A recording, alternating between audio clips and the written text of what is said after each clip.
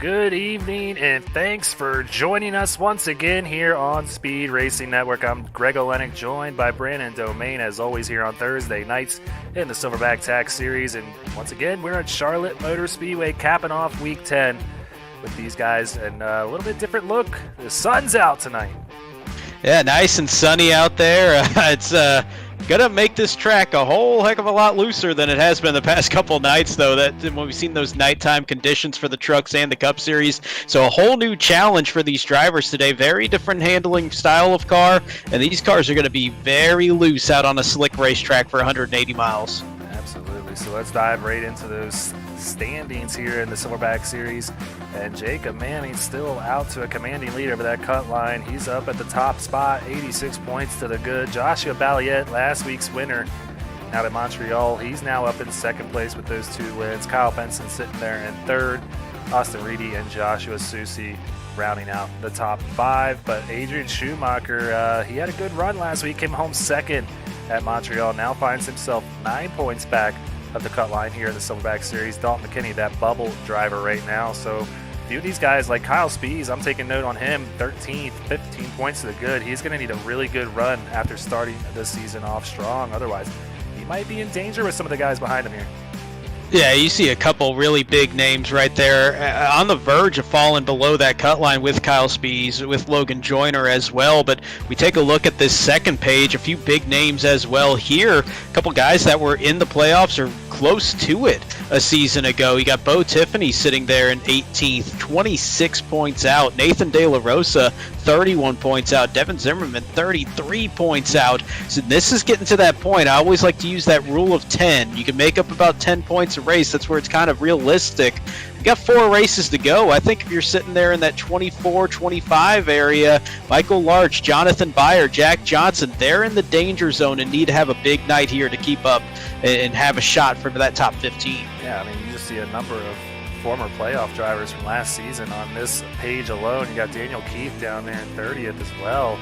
I mean, Jonathan Byer, he's gone the distance almost all the way in the Truck Series, and he's back in 25th. You mentioned Larch sitting there in 24th as well. So Zimmerman and all these guys going to need to make up some ground, and you can't really afford to lose too much more ground here with just about 4 races left here in the Silverback Series. So let's check out those team standings from last week. A big matchup last week in Week 9. Tank Racing took on JW. Those are the top 2 teams here.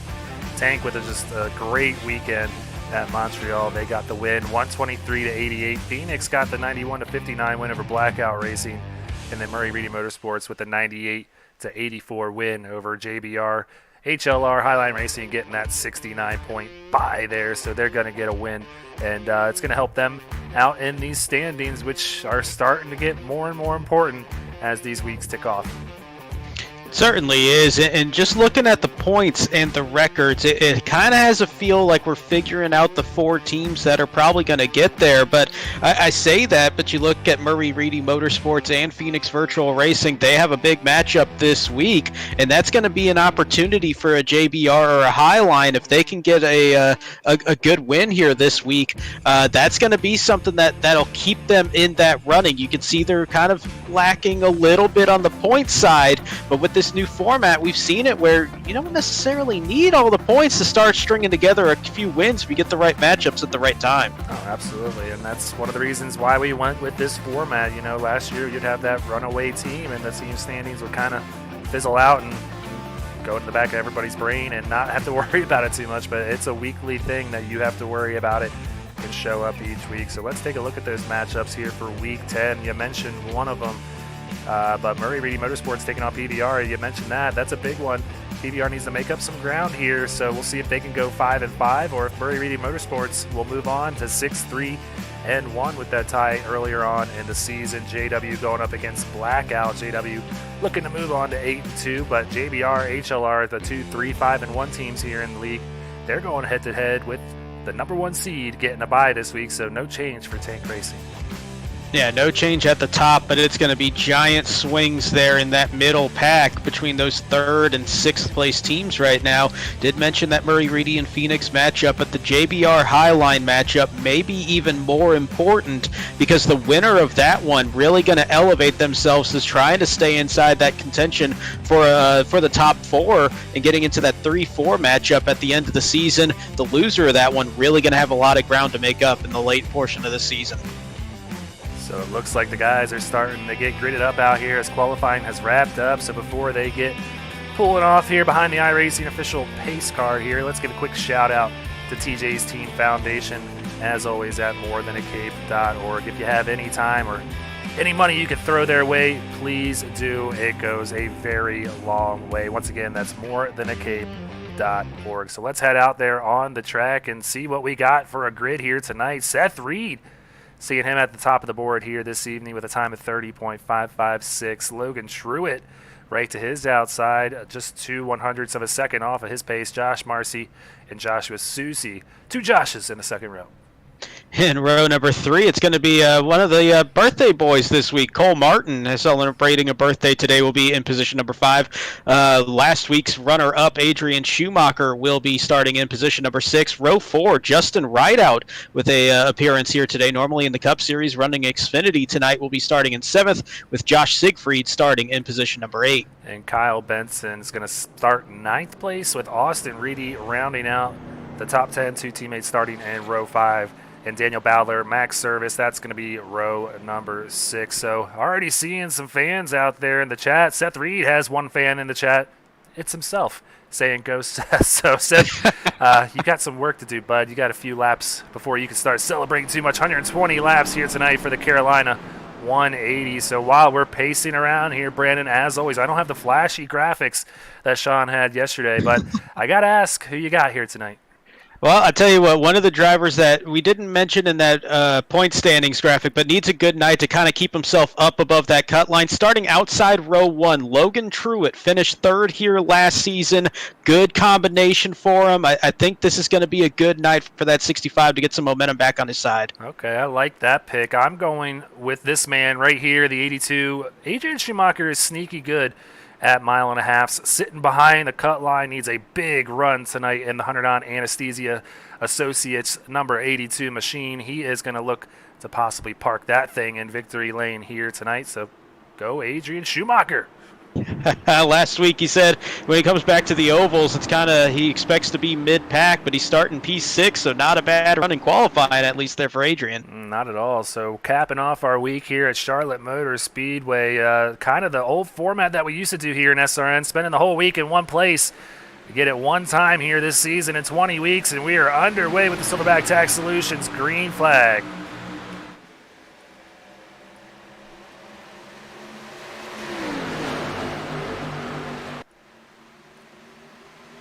Ooh, Seth got real tight there.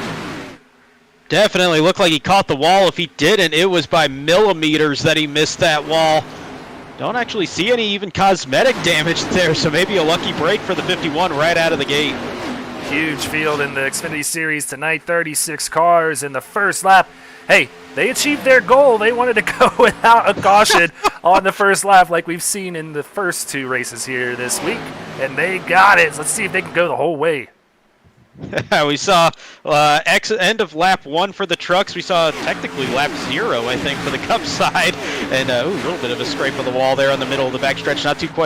Not quite sure who that was, but yeah, they've made it to lap 2. So the winners here for the longest run to start a race. Oh man, now they're just rubbing it in here as Seth Reed, he pulls out to about a 2-car length advantage over Logan Truitt. So Logan has his teammate behind him, Josh Marcy. Good to see Josh Marcy up here in 3rd, man. You know, I'm going to go ahead and zoom in on him real quick. Marcy's always shown that he has the speed, but just cannot put a full race together. Could we see him do that here tonight at Charlotte Motor Speedway? I know that would mean a lot to him. And I tell you, you talk about Adrian Schumacher being quietly good at the 1.5 miles. So I think similar about Marcy. Oh no! Right as we put the camera on him, contact into the wall. You see the damage on the right side, and that was nearly a whole lot worse. Great job by Cole Martin behind him. Oh, and right as I say that, we might need to get the camera away from him. Yep, and here we go. We're going to ride on board with Oh, this, and that's Kyle Benson involved. oh, Austin Reedy big Balliet, names. Vincent Yeah, Cortez, Jeremy Jeremy Little Little. also, yeah. Oh, wow, this is a parking lot coming out of turn 2. One upside down, it's Vincent Cortez. Oh, boy. Well, they got the first lap done, but, man, they did not get that fourth lap done. That was a big one here. Man, and that started all the way back on the exit of turn number 4, the lap before. And just those two, Marcy and Martin, it looked like they had it saved, and they just could not get away from each other, and trouble finally caught up coming out of turn number 2, and it is the biggest wreck we've seen in quite some time here in the Xfinity Series. Yeah, I'm going to have to rewind this a little bit here. Let's see. On the admin box rec replay, this is following Martin and Marcy. Martin just gets into him here, entering. Might have been a little netcode. Schumacher also involved, so broadcaster curse in full effect here tonight, and everything else happening. That's chaos. Kyle Benson hard hits there. Oh, I'm not even sure who that was. That was a pretty dark car. Couldn't tell that number, but that was just late in that one. We got a couple cars that just stopped. I think that was Bo Tiffany, one of them, that just stopped on the racetrack to avoid any more damage. Well, let's follow Lucas Lyons here. He sees it all happening up on the high side and is just going to have to go through the smoke like in Days of Thunder and keep that pedal to the metal. Gets through it cleanly, unlike a lot of the other guys here. He made it, Harry, that's for sure. And the little Days of Thunder move, but man, we got a lot of torn up race cars right now. Vincent Cortez, I'm still not sure how he went upside down about 10 seconds after the wreck finished. But you see him turned. Looked like he checked up and probably got hit from behind. And he just disappeared for a second and then came back right as somebody came into the path, and that launched him, actually. Yeah, so he's going to take the tow here, and his night might be done. But one more perspective before we go back out on the track. Got to give a shout-out to Chad Wampler making an appearance for the first time since the Mid-South Madness days. And, boy, this is a wake-up call. Yeah, welcome back, Chad. As let's see, little contact there with Cody Neal in the 47, and then just, wow, that is not the view you want from the back, but what he did have from the back of the pack, he had time to check up pretty well and navigate his way around. A little bit of nose damage, but the Duff Man lives on over there in that Duff Brewing Simpson-style car for Chad Wampler, and he's going to pick up a whole lot of spots in the process. Yeah, so a lot to unfold there, and a lot of damaged cars currently on pit road, but the pace car lights are off, and we're going to get this thing kicked back off. And Seth Reed still at the point with Logan Sherwood starting both where they started the night. Josh Siegfried, though, he was the biggest winner in all of that. He moved up to fourth in that 60 machine, and he was saying in our Phoenix Virtual Racing Discord that he wanted to go out and do what Matt Greathouse did last night and possibly get a win here because he needs it. And hey, you think about it, it's very traditional to what Coke 600 week has normally been in real life. We've got 2 races thus far, 2 first-time winners already. This is kind of that race weekend that traditionally you see guys get that big breakthrough, and he would be one of them. So Josh Siegfried trying to, not going to say call his shot, but thinking that this might be a good opportunity. He ran well here last time, and he's sitting there in P4 right now early on. Yeah, so why not? I mean, anything can happen, so we'll see. But pace car lights off and kind of shuffling up the whole field here after that large wreck. We'll see if everybody can get back out there. Still seeing Chris Bishop and Vincent Cortez on pit road. Heavy damage. Cortez can't afford to lose too many points here in these last 4 races. He's not too far off that bubble, so we'll see if he can get it back out there. Yeah, he'll need to, but I'm looking at about half the field already damaged here as we get ready for this restart on lap number 8. Yeah, so coming to the Geico restart zone, Seth Reed has the field in his hands, and he sees that green flag waving the Silverback Tax Solutions green flag. Oh, no. Trouble mid-pack as they were getting to the start line. It looked like somebody either spun the tires or maybe some damage caught up, but caution immediately back out. Oh, boy. All right. I'm trying to see who it was here. Seeing Jeremy Little involved again.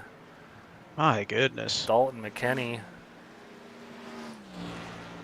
also involved in the 64, so we'll queue up another admin box rec replay here.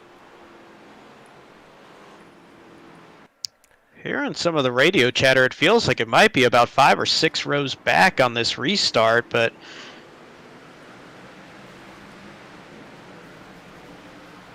it's going to be behind there.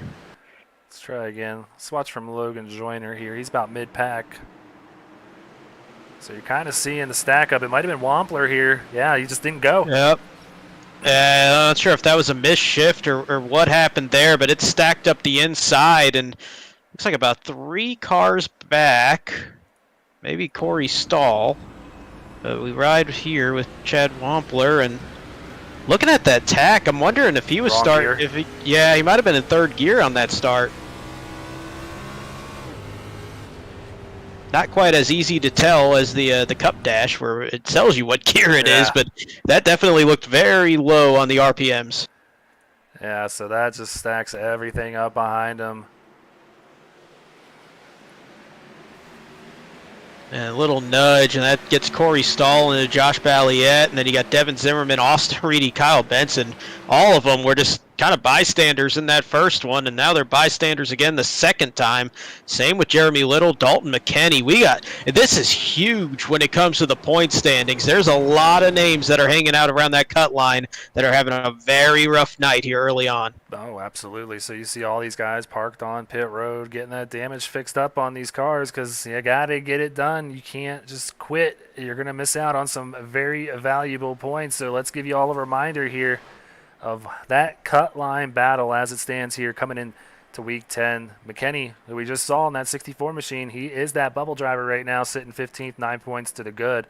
You can't like seeing Schumacher sitting 6th. That's going to make you feel a little bit uneasy here. And you mentioned Corey Stahl also being involved. He's back in 25th now. Bo Tiffany having a decent run so far. I think he might have been caught up in a little bit of that as well. So yeah, this is going to be shaking up the standings quite a bit. He's currently sitting in 17th. I tell you what, Bo Tiffany, him stopping on that first wreck when he was near the back of the pack, just stopping short of all the carnage there, might be a playoff-saving moment looking at how this race is going. He's got a clean race car. He was last on the field when that wreck came out, or at least when he stopped. Now he's sitting in the 17th position. And that is a giant swing. He's got a clean race car. This might be one of those moments that you look back at the end of the season. If we see Bo Tiffany make the playoffs, that might be a huge reason why. So we'll keep an eye on these standings as they continue to change here. I wish we could have live standings, but, man, I'm not that good by any means whatsoever. So, yeah, it's just a lot to pay attention to. And we were talking about it, man. Just a lot of guys get caught up in the bubble battle and just forget to go out there and do their best. And just sometimes you can't get out of the way of somebody else. And you can't seem to break the bad luck streak, too. And we've heard that from a lot of the guys here in the SRN league in general this year. And it's just crazy this week. I mean, we're seeing this is the longest races we're seeing. If it's not the absolute longest race like it was on the Cup side, it's tied for the longest race like it is, I do believe, tonight and last night for the trucks.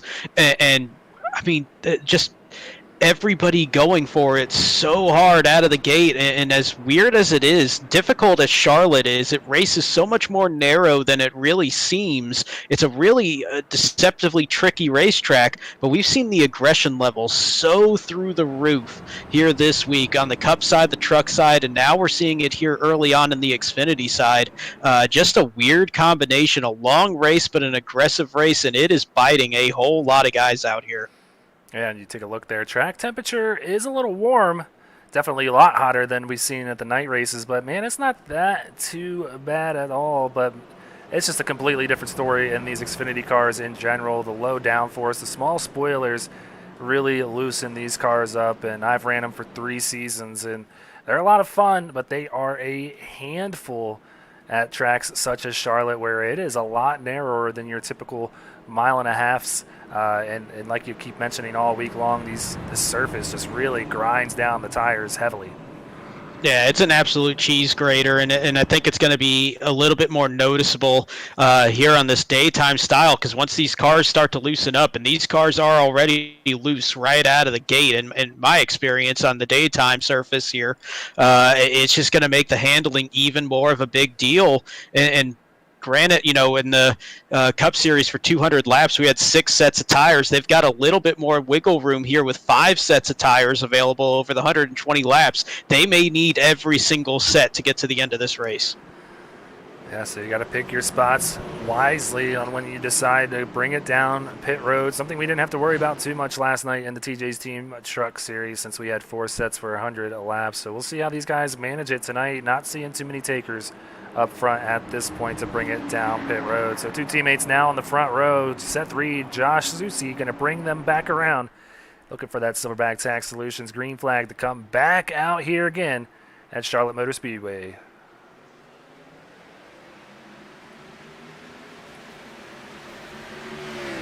Man, that was a huge jump out of the gate for Seth Reed, and oh man.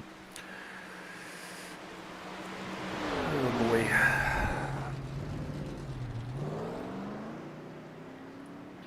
All Well, right.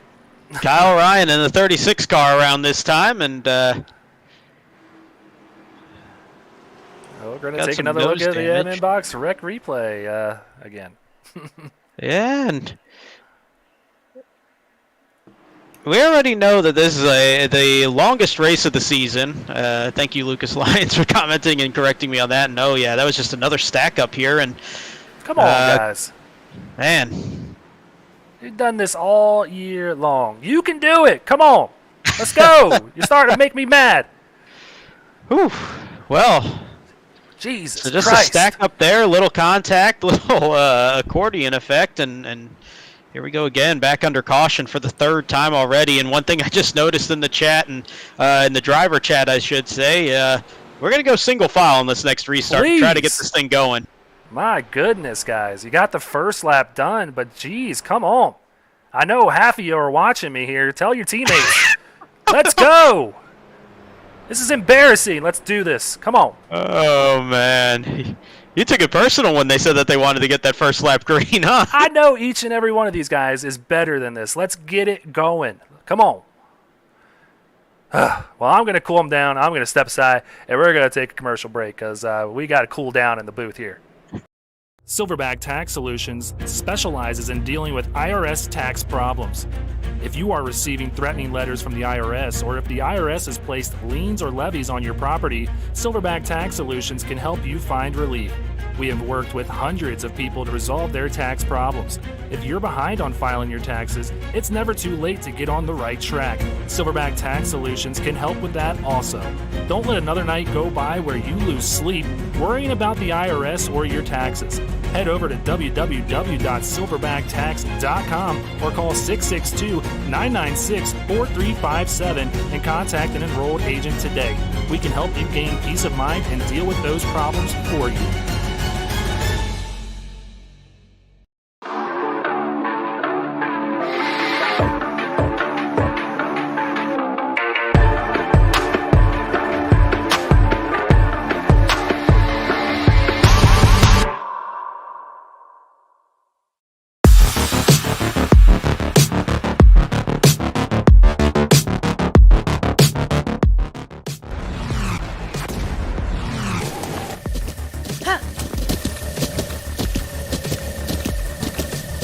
With the Butt Kicker Gamer 2, what you see and what you hear is what you feel.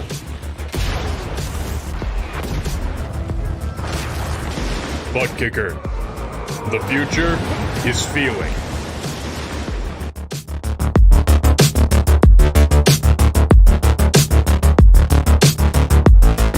Want to be a part of an established league on iRacing?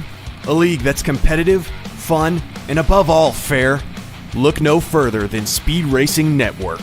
Originally known as Mid-South Madness, SRN has evolved into a league that can bring the best out in any given driver. Drivers work their way up through the ranks to hopefully one day call themselves a champion of Speed Racing Network. If you're interested in joining, don't hesitate to reach out to league admins to claim your spot today. Maybe you'll end up in the history books. If you're interested in becoming a sponsor in Speed Racing Network, feel free to head over to www.speedracingnetwork.com and reach out to an admin today. And as always, remember to go faster. All right, back out here at Charlotte. They are going to go to a single file restart now to try and clean this thing up and get some green flag laps underway here, because otherwise, Brandon, we're going to be here for a while here tonight. Not even done with 20 laps to this point. We're already at the third caution of the night, so a lot of guys with a lot of damage already here. Yeah, at least half the field damaged. We've had that major melee, about 18-20 cars caught up in that one in some extent early on, I believe that was lap number 5. Then we had to stack up in a 5-car wreck on the second restart, and then on this last one, just that big accordion effect, couple cars caught up in this one, and I'm going to try to dance around this line as cleanly as possible, but you brought up Days of Thunder earlier, and I'm kind of thinking of a certain meeting scene and a quote from that one about where this race has been. The first 18 laps, 17 laps of this one. Hopefully we get this thing cleaned up, because we have seen when there's some green flag racing here at Charlotte, we've seen some great racing all week long. Hopefully we can get that going here, just get a few laps under, and then maybe stretch out this field, and we'll start seeing some good racing. Yeah, we might have to sit these boys down in a room in front of a fireplace or something and talk to them like they're Cole Trickle and Rowdy Burns right now, because we got to get something going here on Speed Racing Network. We know these guys are very much capable of some clean racing here in the Silverback Series. So we'll see if they can get it done. What is going on back here now? Oh, my. Oh, my. Well, they better get it sorted out, because they are going to go to green here this time. Pace car lights are still off here. And look at this long line here now. This just impacts the whole field. If you're further back in the pack, you don't like it. But it's got to be done to clean up the racing here. So pace car going to head down pit road, and we're going to see that Silverback Tax Solutions green flag waving once again here in Charlotte.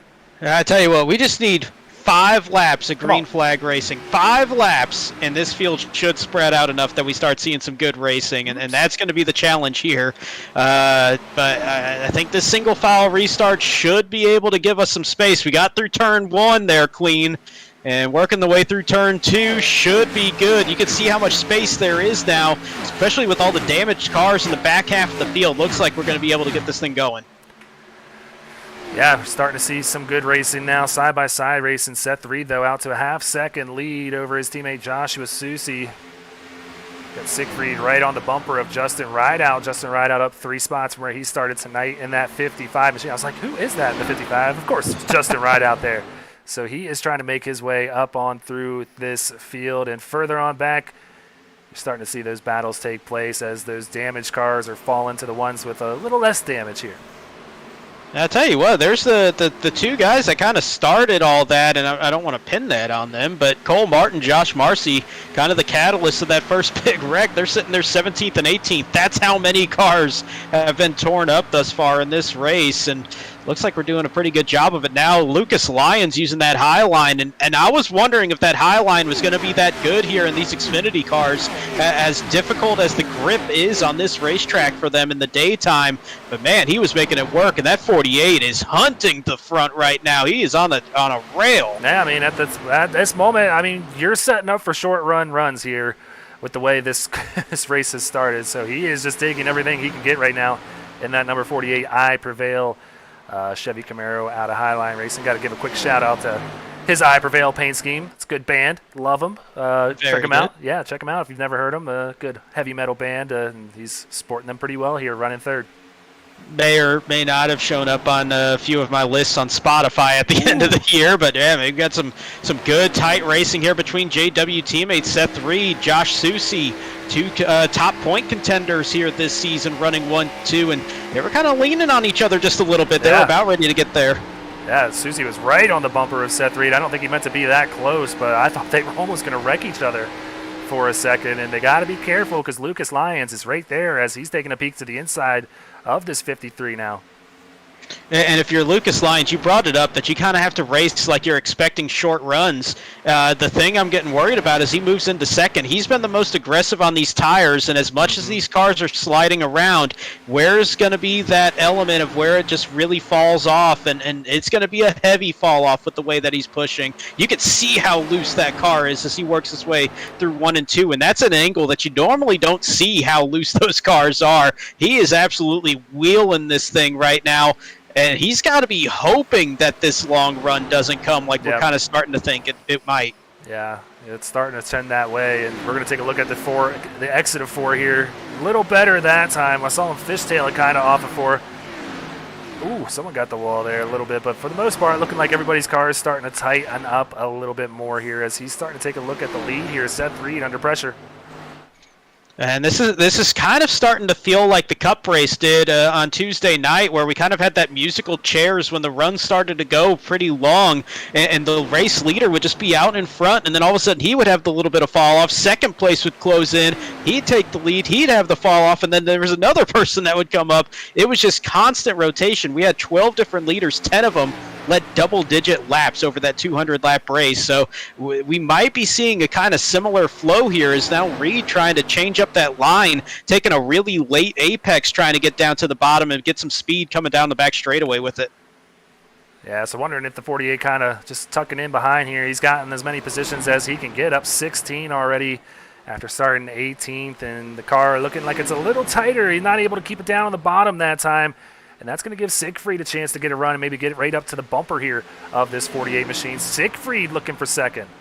You just brought up the name that just caught my eye right before you mentioned him. Josh Siegfried kind of sitting there, and I like the way he's approached it. He's picked them off one by one, nice and slow. Big-time loose moment for Lucas Lyons. That's going to give that inside line and a lot of momentum to Siegfried there on the inside. He's going to get the nose out in front. He's going to get tight, though, trying to pull this off. Might have had to back off just a little bit. They stay side by side off of 4. Yeah, Susi, that's going to keep him intact here, keep him in with this pack, and I think the 53 above all is taking the best care of his car, just sitting here, keeping the draft with this pack and staying away from De La Rosa, who is about a second behind him there in 5th. So De La Rosa having a good run up through the field after starting 14th in that 66 machine. We'll see if he can get up here and mix it up with this lead pack, and these guys might try and want to break away here before too long, because like you said, looking like we're trending towards a green flag run here, something we didn't think we would see here after the start of this race here tonight. Yeah, this is I'm not going to say a surprise, because it's kind of the expectation that we get this long run, but it's pleasant to see how this race is starting to unfold as we've gotten about 10 laps since that restart, and we're starting to see these little pockets of battles reemerge. So everybody's starting to get that confidence back. Here's one, Jovi Ray taking a look to the inside of Justin Wright out this for 9th position. And Jovi starting to work his way through the field after starting in the 22nd position. Move him up 13 spots already. Yeah, I'm not sure if you paid attention to where he's running that line, but that 24 looks like it is really able to wrap the bottom well. You really want to get the tires on that blue line. Doesn't get it here through 1 and 2.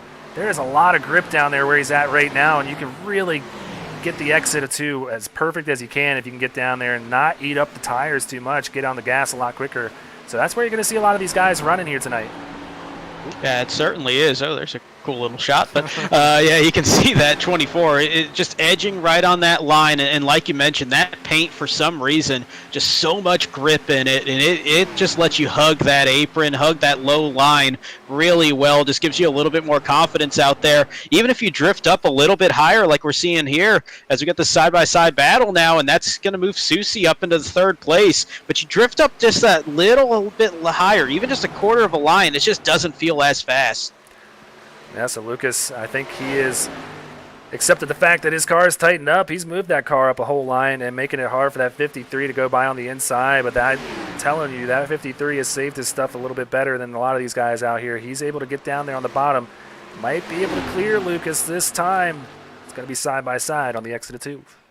And that was the story we saw a night ago. If you were able to save your tires just a little bit better, you saw the speed difference near the end of that race with Matt Greathouse when he took the win, passing Lane Doyle late in the final 10 laps there. It was just conservation of tires, and it all came down to that with these longer runs at a track like this. Another thing we can notice here, too, that's been a trend this week, that outside line, it's not as fast, but you can play some really good defense up there. And this might be one of those races that if we get a battle late, it might be I want to be a little bit slower on the outside line just to not give that up to whoever I'm going up against. Well, we saw Lucas battling loose on exit conditions in that 48, and that really helps eliminate those as he's able to turn down on the exit of 4 here. He's not really turning the wheel a lot on the exit of these turns. He's kind of straightened the wheel out by the time he's on the end of that turn, and that is really helping save the tires in my own opinion here.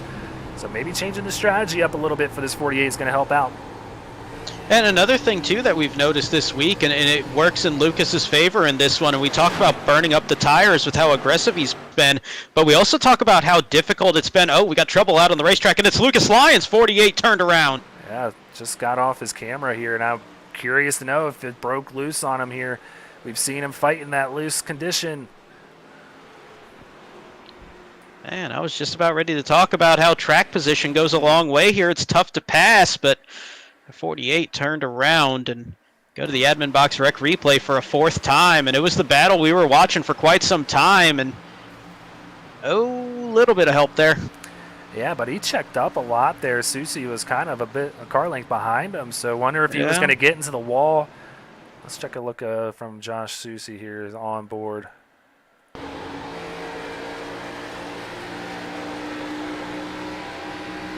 Yeah, 48 got out of it there. I think you're absolutely right. I think he thought he might have been either getting into the wall or just losing a little bit of grip there on the exit, and the 53 was all ready just to tuck in behind him. He knew the momentum there on that high line, and he was clear until he wasn't. And you could hear him get out of it. Yep. That, to me, if I'm an admin, I just kind of see that as a racing incident, but that's going to be an interesting call for them. Yeah, I mean, he definitely checked up. You can hear it, but, yeah, we'll see what the admins do determine. That's going to bring each and every car down pit road here. That was a decent green flag run. Now on lap 35, perfect time for them to come down and get four tires and fuel. Yeah, this is going to be a welcome pit stop for everybody, and man, I thought Logan Truitt might have gone too far. He's right on the edge of that pit stall, so that was a great job by him. But everybody going to get those 4 fresh tires, get a whole lot more grip, and we got some quick stops. Going to see some changing here in positions, but not out in front. Seth Reed still going to hold on to the lead. Siegfried in second. De La Rosa is going to be in third. Big pit stop for De La Rosa there, getting out there in third. Daniel Bowdler, Jovi Ray going to come out 4th and 5th. Jackson Wade, good pit stop. He's coming out 6th. Jonathan Byer, 7th. Logan Joyner in 8th. Jeff Racky, 9th. Justin Rideout going to come out in 10th. So shaking up a little bit here, but not too much. Lucas Lyons with big damage. I think his day is done. But we're not done here. Don't go anywhere. We're going to come back right after this break. Want to be a part of an established league on iRacing? A league that's competitive, fun, and above all fair? Look no further than Speed Racing Network. Originally known as Mid-South Madness, SRN has evolved into a league that can bring the best out in any given driver. Drivers work their way up through the ranks to hopefully one day call themselves a champion of Speed Racing Network. If you're interested in joining, don't hesitate to reach out to league admins to claim your spot today. Maybe you'll end up in the history books. If you're interested in becoming a sponsor in Speed Racing Network, feel free to head over to www.speedracingnetwork.com and reach out to an admin today. And as always, remember to go faster.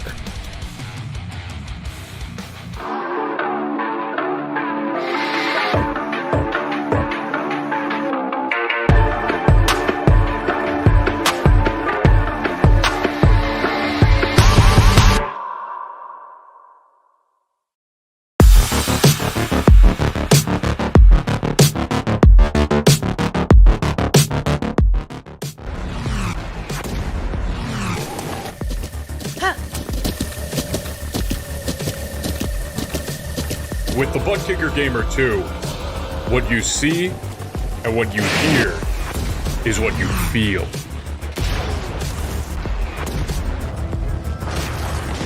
Butt kicker. The future is feeling.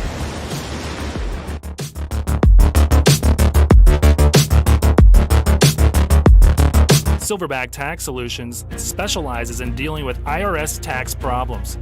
If you are receiving threatening letters from the IRS, or if the IRS has placed liens or levies on your property, Silverback Tax Solutions can help you find relief.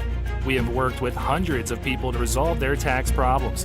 If you're behind on filing your taxes, it's never too late to get on the right track. Silverback Tax Solutions can help with that also. Don't let another night go by where you lose sleep worrying about the IRS or your taxes. Head over to www.silverbacttax.com or call 662-996-4357 and contact an enrolled agent today. We can help you gain peace of mind and deal with those problems for you. We're back out here at the Silverback Tax Solutions Carolina 180 here at Charlotte Motor Speedway. Seth Reed has led every lap so far. Everybody coming down for pit stops that last time. So Josh Siegfried going to come out in second. Nathan De La Rosa coming out in third there, like we mentioned. Daniel Bowler in fourth, and Jovi Ray. That's going to be your top five. I'm seeing a lot of orange in my standings here, so that means Phoenix Virtual Racing moving up towards the front. You got Siegfried, Bowler, Jovi Ray, and Logan Joyner all in the top seven. Unfortunately, Jeremy Little, the other one in that Phoenix Virtual Racing stable, has not had the night that his teammates have had here tonight, but still a great run for them. They're going to be looking to make up some spots, but it's going to be hard-pressed to get by this 51. And speaking of making up some spots, from third all the way to ninth, all those drivers started outside the top 10. Several of them started outside the top 20 to get here at this point, including Logan Joyner, who started this race 33rd and is now up into the 8th position, plus 25 in the first 37 laps. Well, as we do this whole restart thing one more time here in the Silverback Tax Series, what do you say we go on board with Seth Reed for this perspective on the Silverback Tax Solutions green flag? You ain't going to see a whole lot out in front aside from daylight, because he got another great jump there on that restart. And you can just see how bumpy this surface can be, how loose this surface can be. Those hands actually looking pretty steady for some cold tires there through 1 and 2. So that 51 car definitely hooked up pretty well. Yeah, Seth definitely feeling confident here tonight. He's one of the best drivers we have here in SRN on mile and a halves of the Xfinity Series. I've raced multiple seasons with him, and I love seeing him out in front. Definitely a very talented driver, but he's got another talented driver behind him now, Daniel Bowdler, one of the winningest drivers here in Speed Racing Network, yet to get that win sticker next to his name. He wants one badly here in Season 4. Man, he's got a swarm of cars behind him. Seth Reed with that 7/10 advantage, and then it's 7/10 back all the way from 2nd to 7th right now, with everybody single file, but still very tight around this mile and a half. Yeah, so single file for the most part until you get back here. Austin Reedy is side by side with Justin Wright out there in the 55 Square D, kind of throwback to Bobby Hamilton. Cool to see that out here tonight. Justin, man, just out having fun and racing hard with these boys. We got 3 wide action back here with Marcy, and I believe that's Ballesteros. Yeah, I think so. I'm trying to get used to different cars that I'm not used to seeing out here this time. But, yeah, we got right now on the screen Austin Reedy holding on to that top 10 position just in front of Jeff Radke in the 8 car, as we're a third of the way through. This is Corey Stahl, who had a rough night last night in the Truck Series. Similar looking paint scheme that he was running, so not sure if I would have been running the same paint scheme if I'd had a bad luck the night before here, but he's out here running in 13, trying to hold off 2 heavy hitters here in the Xfinity Series. Kyle Benson, Drew Ballesteros just behind him. Yeah, real tight racing here, side by side. We're pretty much going 2 by 2 once you get back to about the 13th position for quite some way. Corey Stahl, mentioned Cole Martin birthday today. Corey Stahl birthday yesterday. Yeah. Not exactly the type of race that he wanted in that one, but still getting a nice little celebration here this week, running 2 races tonight. And we go Chad Wampler on the outside, Logan Truitt on the inside, and that was almost a very bad moment as Truitt kind of got loose, maybe clipped the apron a little bit. At the same time that Wampler was coming down from the high line, just trying to kind of pinch down a little bit to get a better run, and nearly met in the middle. Yeah, got to be careful not to hit each other there. It's a bad spot to make contact. Would likely see a spin and a big caution there, but teammates side by side right now. Siegfried and Joyner battling for fourth. Joyner with the inside lane. He's going to get the position, try and clear the 60 here, and not try and slide up. Jovi Ray just behind him, so 3 PVR. Actually, it's a PVR train from 3rd through 6th here, as Bowdler has gotten passed by Nathan De La Rosa. So De La Rosa now in 2nd, trying to hunt down Seth Reed. I tell you what, that 66 car, Nathan De La Rosa, now up in 2nd place, and he was looking strong as that run was going, and this is a huge run for Nathan right now. It's a little surprising to see where he is in the point standings. I know that Sean Griffith has always kind of joked that Nathan De La Rosa and myself are kind of like similar drivers when it came to the Xfinity side, always near each other in the points, always near each other in the races, kind of had similar rough luck at times too, but this is a big run here for De La Rosa. Oh, man. Yep, seeing Cody Neal and Kyle Ryan here on the turn 16 and 17 of the Roval. That, man, that 36 is all skewed. It's all yawed out right now. That's got the look of one of those Twisted Sister cars that we saw about a decade ago in Cup, but 47. That's the 2nd time we've seen Cody caught up in something, and car didn't look too terribly bad. There's a good view there. Whew. So that cannot feel good on board the Kyle Ryan machine. He had a great run last night. I believe he came home P number 4 in the Truck Series race. So not looking like that's going to be the case here tonight. Oh! And I think the suspension finally went on that thing. yeah, big hit. That's going to end the night for Kyle Ryan. But let's go ahead, see if we can queue up the admin box rec replay, see exactly what happened here.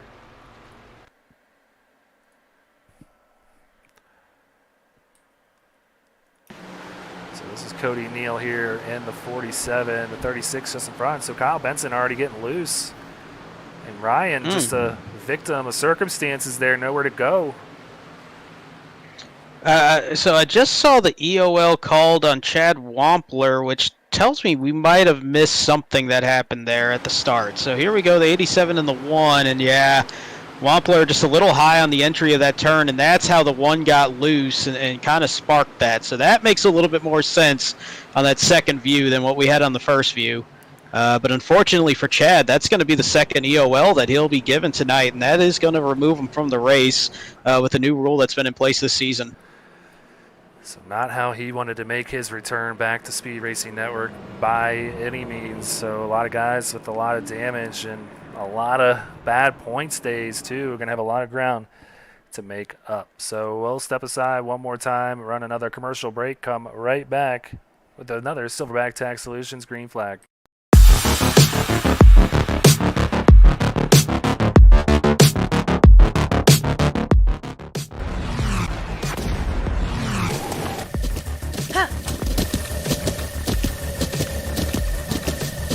With the Butt Kicker Gamer 2, what you see and what you hear is what you feel.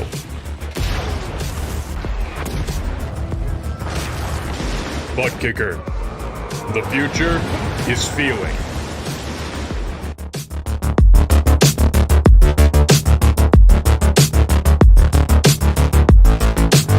Silverback Tax Solutions specializes in dealing with IRS tax problems. If you are receiving threatening letters from the IRS, or if the IRS has placed liens or levies on your property, Silverback Tax Solutions can help you find relief. We have worked with hundreds of people to resolve their tax problems. If you're behind on filing your taxes, it's never too late to get on the right track. Silverback Tax Solutions can help with that also. Don't let another night go by where you lose sleep worrying about the IRS or your taxes. Head over to www.silverbacttax.com or call 662-996-4357 and contact an enrolled agent today. We can help you gain peace of mind and deal with those problems for you.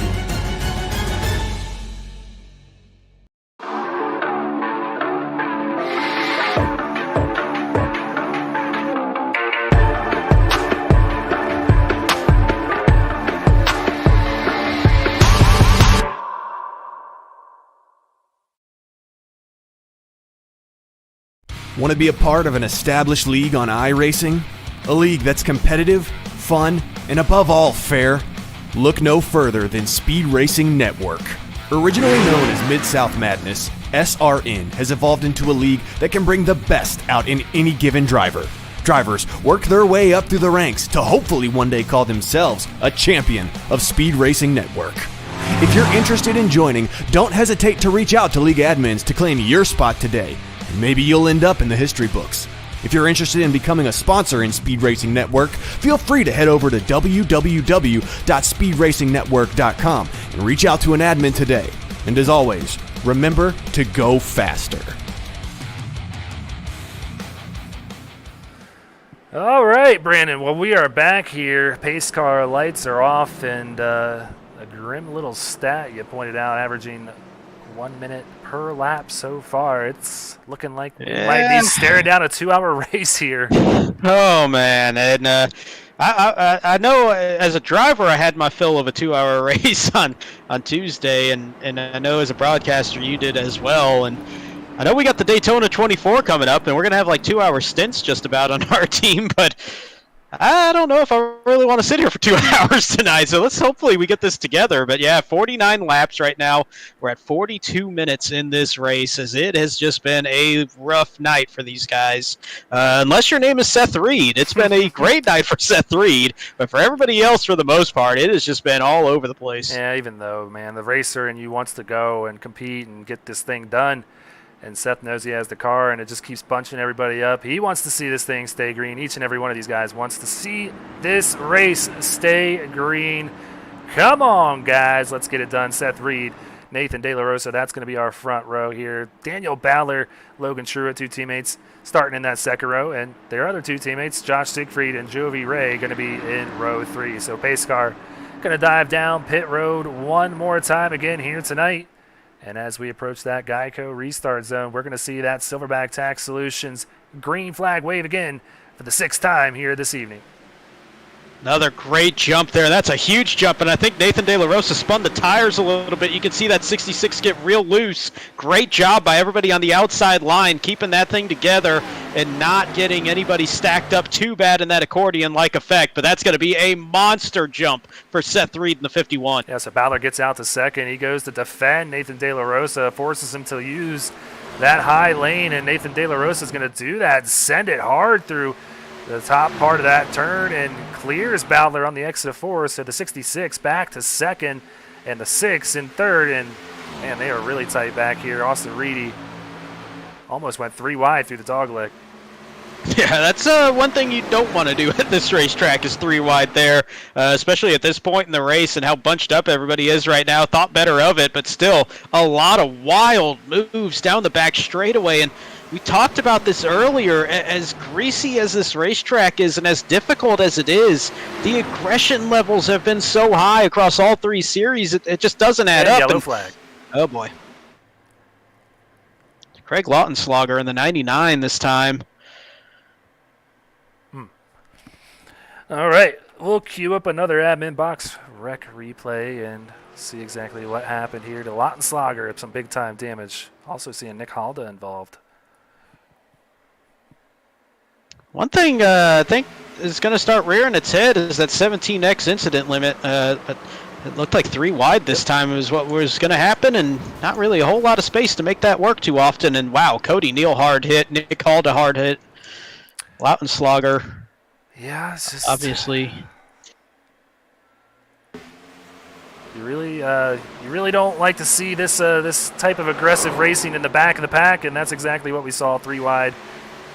Lautenschlager getting big damage there. Nowhere for, unfortunately, our buddy Nick Halda to go, and I know that is going to be dejecting for him. He is trying to make a push forward the playoffs, and some heavy damage for him right there in the 54.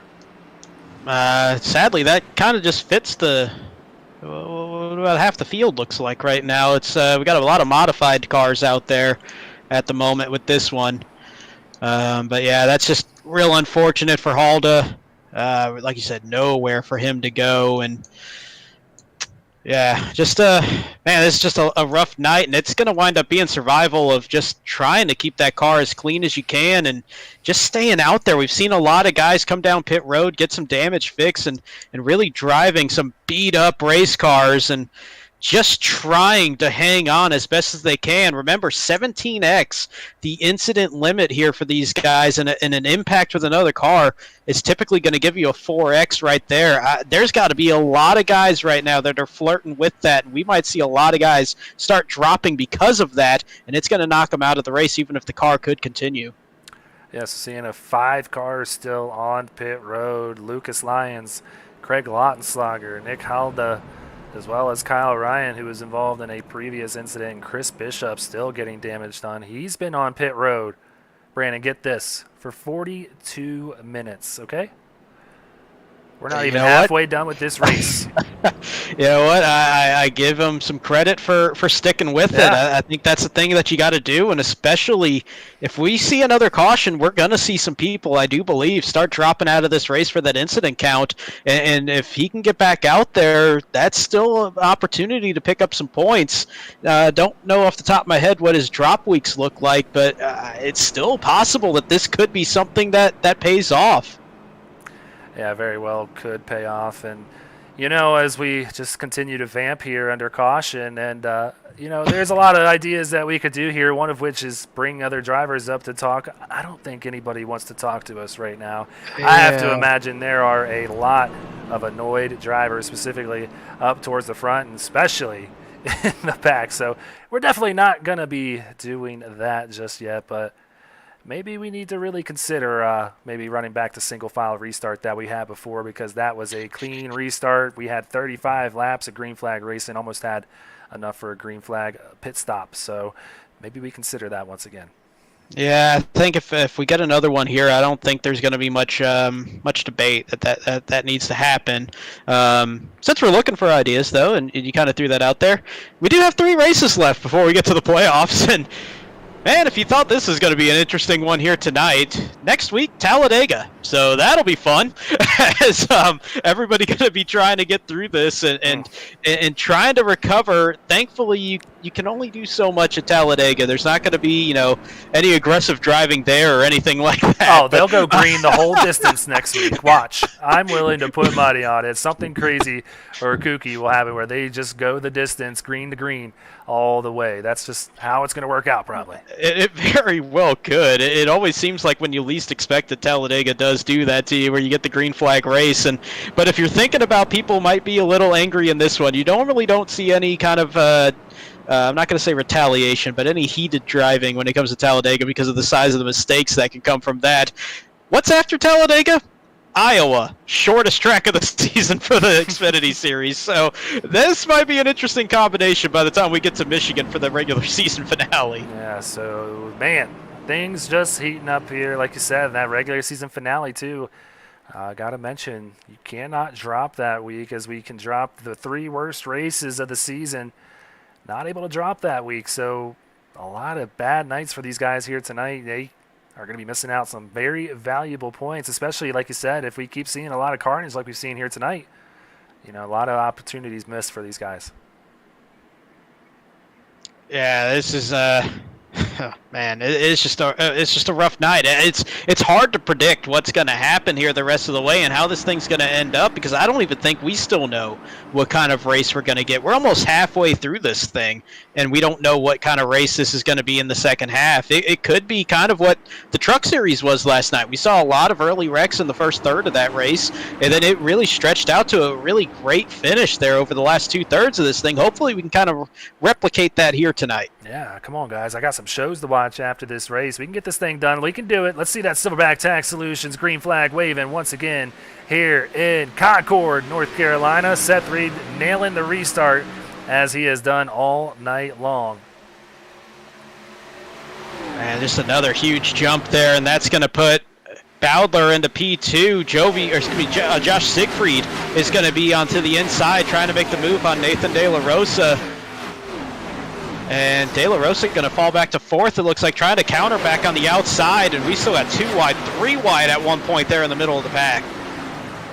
All these great cameras around Charlotte Motor Speedway, and Hopefully we seeing some great racing here now. Seth Reed is going to be under some heavy pressure now and not out to as big a lead as he had before, but De La Rosa not giving up on Ballard. These two really fighting for this second position. Ballard going to have the help of his teammate Josh Siegfried. Siegfried opting to maybe go up high here. No, he's going to stay behind him.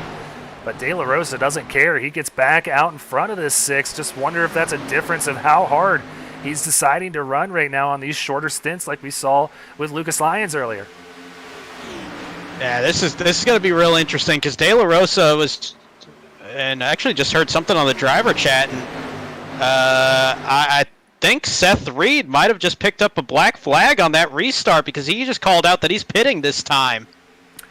Oh, and that's something that we've heard from the admins warning these drivers all night long is be careful. This is a finicky restart zone, and you're exactly right. 51 going to bring it down pit road. So hopefully he's able to get back on the lead lap with as fast as a hot rod he has here tonight.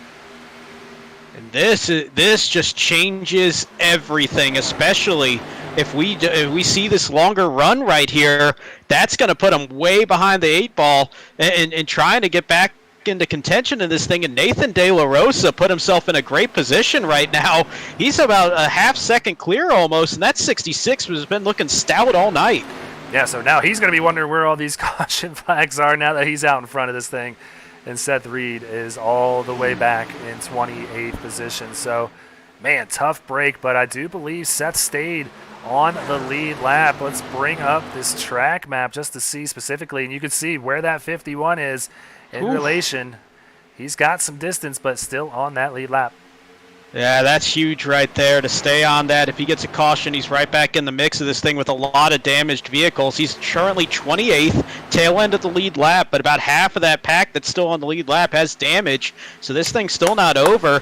Also saw the penalty earlier tonight for Josh Susi. He got the EOL on that caution that I kind of said I thought it would be a racing incident, but he wound up getting that caution. He fell all the way back to 32nd on that following restart. He's now back up into the top 10. You see him there on the far inside there, trying to work his way down the back straightaway. Not sure if you heard that clapping, but I am excited. We're halfway done with this thing, Brandon. Nathan De La Rosa leading at the halfway mark. Could potentially see our first-time winner here. You mentioned it at the start of this race. This track just tends to breed first-time winners. It really does. You think about it from the Cup side. I think Jeff Gordon, probably the most notable one that people remember. Matt Kenseth had one. Jamie McMurray, even away from the Coke 600, had one, and I believe that was his second or third career start. In for Sterling Marlin. Yeah, so, I mean, we see first-time winners at Charlotte in real life, and that's been the trend here this week. And Nathan De La Rosa trying to be the next one to maybe pull off a hat trick of first-time winners in SRN, all here in Charlotte this week. And one thing that did just kind of get clarified on, it was a jump of the restart zone. So starting before that Geico restart zone, the call on Seth Reed. Hey, so he needs to count his blessings because unfortunately Reese Schaefer, who we thought won Tuesday's race in the Cup Series, had the same thing happen but didn't have time to get back.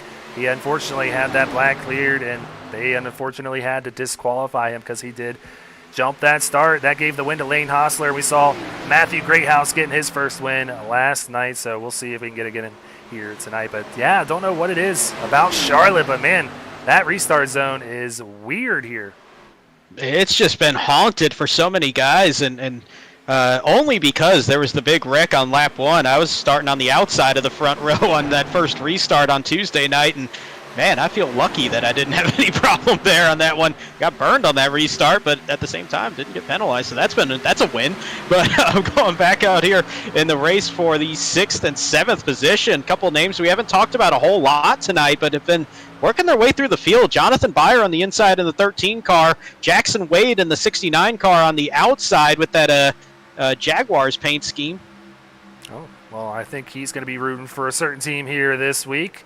Going up against the LA Chargers, if that is the same Jaguars. I kind of hesitated because I wasn't sure if that was the same Jaguars or if that was I don't know, but the colors aren't far off. Not at all. But yeah, good to see him having a good run, and good to see Jonathan Byer having a good run. Man, I know his life has changed a little bit going to college, and some things are a little bit more busier than others now. And hey, he has not been as dominant as we've seen him in the Truck Series in the past, but currently running in the 8th position. We'll see if he can hang on for a good run. I know he loves seeing this man out in front, though. Nathan De La Rosa still holding on to that half-second lead. Man, that 66 just looks so good tonight, and I kind of said it earlier, you know, I've kind of always related to him, and I almost feel like that's a negative towards him because I know the bad luck I've had and just the fact that we were always around each other. But, man, it just makes me feel good to see him out there. He's been so deserving of having a quality run like this one, just a really clean driver, very respectful driver. And it's good to see that 66 out in front. Big fan of him, and it's just good to see him out here. Absolutely. So I'm always rooting for first-time winners, man, and that's why I'm rooting for you, Brandon, to get your first win hopefully here soon. You're doing great, having a great run here lately, and just like this man. So very comparable, like you said. Well, hopefully he can finish one off here. You know, I appreciate the kind words. Been a good run, but not as good as this one here for De La Rosa, who is just looking very smooth out there. And I don't even think he's really pushing that car that hard. He's just got that clean air and just really been managing that gap pretty well. He's got a lot of talented drivers right behind him trying to close in, but I think he's doing a great job of managing those tires as we ride on board with Daniel Bowdler. You can see there's just a little wiggle there going into turn 1 for the 66, but other than that, just real smooth.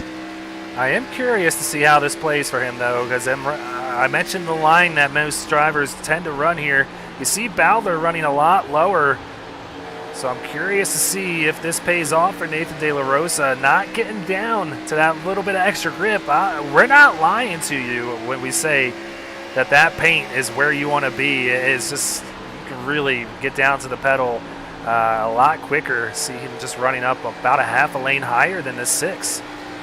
Yeah, and I kind of wonder if he's trying to do a little bit of a loose moment there coming off of turn 2.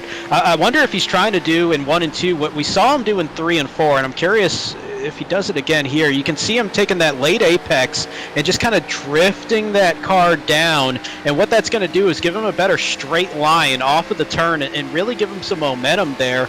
And I think he's trying to do that in 1 and 2 and just hasn't found that rhythm just yet at this point in the tire run. And it's hard to do in 1 and 2. There it goes now. So he's really trying to drop it down to get that run down the back straightaway and start to pull away. So he's going to try to sacrifice a little bit of time there in the turn to gain a little bit of time on the back straightaway. I just don't think he's found that flow just yet. Yeah, he got down there that time. And the problem with what you were describing, how he's turning down on that late apex, is you're putting a lot of wheel into it when you're kind of letting out of it and, you know, letting the car kind of slow down a little bit. You're really putting a lot of wheel into it when on spots that you don't want to be. And we'll see if it really pays off. And so far, Bowdler running him down. Oh, Justin Rideout into the wall back there. Yeah, that was a hard lick into that outside wall. You can see him really falling off the pace, and he might have some pretty significant damage to the right side, but also significant. There's that 6 right up onto that back bumper almost. He's within about a car length and a half of the 66, and it might be a matter of time here before Daniel Bowdler finally gets to him and see how De La Rosa's tires are under the pressure. And he's changing that line now. I think somebody might have said something to him here because, yeah, he was definitely grinding those tires down. Bowdler could see it, too. You could tell what he was doing. And, yeah, he's still running that lane higher, and Bowdler is just catching him here because of it. Now the question's going to be, how is Daniel Bowdler going to have he'll have likely the fresher tires just a little bit, but is he going to be able to take advantage of them at this point in the life of the tires? Because we're about 40 laps into this run since these cars have last pitted. Granted, there's been a good amount of caution laps. This is a hard track to find the momentum to pass, and he might have found it there as De La Rosa drifted up, just couldn't hang on to that low line, and that's going to make it pretty easy there for Bowdler. 66 is tightening up badly right now because of what line he is running. And he is going to be really hoping for a caution, I have to imagine, here soon, because Siegfried now is going to be running him down. Siegfried was right on the bumper of his teammate, Daniel Bowdler, a few laps ago.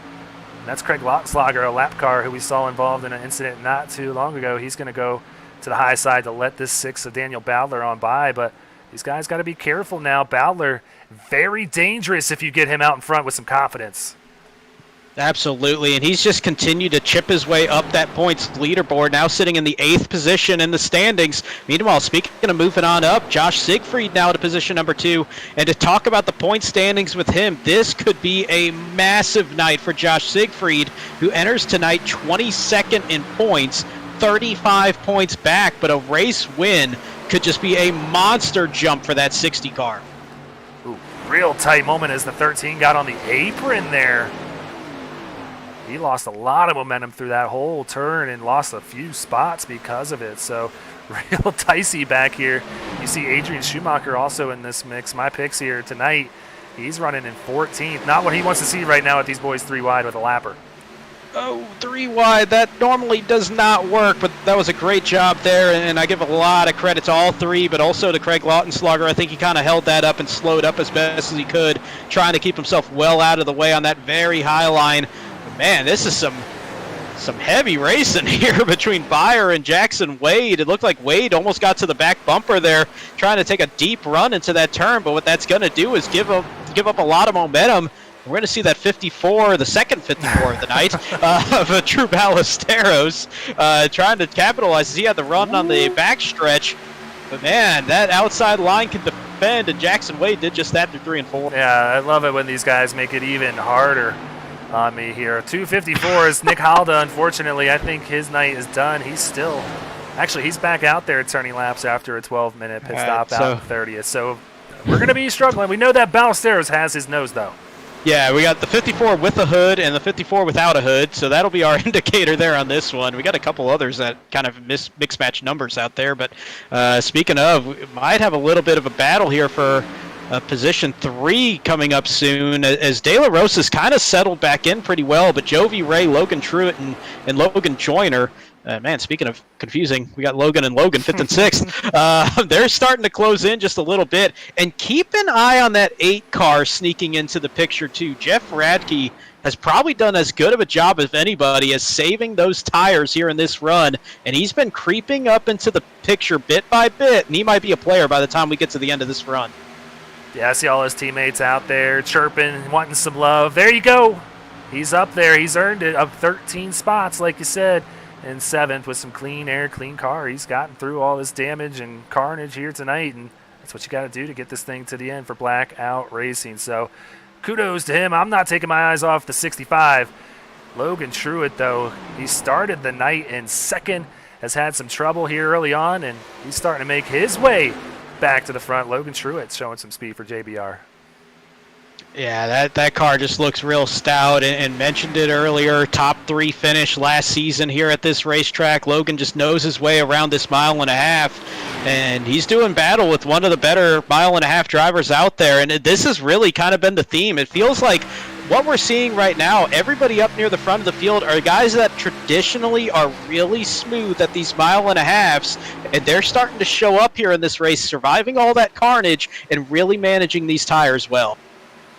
Yeah, you can just tell the guys that are battling tighter conditions. I don't want to say they're battling tight, but there's certain drivers that are a little bit tighter right now. Jovi maybe a little bit tighter than that 65. Logan really able to plant that 65 down on that line here and not losing any time, as you see, but still not able to get that runoff down the backstretch like that 24. So this is going to be a tough pass here for the 65, especially with the defending series champion Logan Joyner just behind him in that 9. And you know what? One thing that might help these tight conditions is a pit stop, and we're getting pretty close to that point. There are about 48 laps into this run right now. I would say about, 12, 13, 14 of those laps are under caution, so it's going to extend it a little bit, but we're within the final 40 laps of this. Wow, right on cue. Josh Marcy down onto pit road, and I think the window is opening now, and what I'm going to imagine, I'm going to say if anybody in this pack is going to be the one that comes down first and tries to undercut, it's either be Josh Soucy or maybe Nathan De La Rosa, because I think those tires are about ready to go. And right there it is. Nathan De La Rosa got to be the first one of the leaders down pit road. Yeah, Truitt gets a little loose. Those tires not feeling good on entry right there. I'd like to say it's one of the easier entries, but it's a little bit different. Not as much slowdown area to get woed up on by that line.